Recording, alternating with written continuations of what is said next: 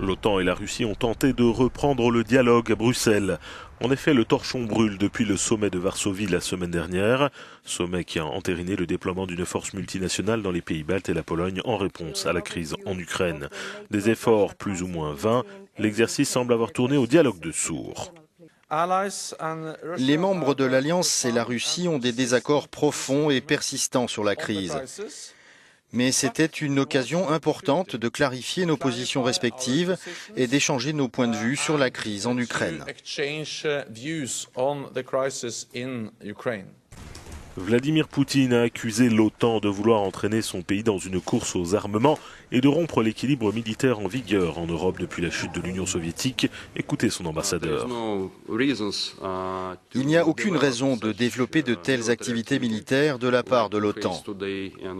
Nous pensons que cela ne contribue pas à la sécurité, donc ce n'est pas une question de transparence. Il s'agit de la direction que prend l'OTAN en termes militaires et c'est une situation vraiment très inquiétante.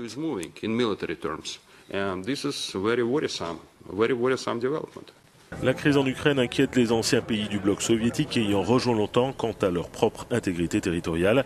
Elle a également poussé l'Alliance à un renforcement militaire sans précédent depuis la fin de la guerre froide.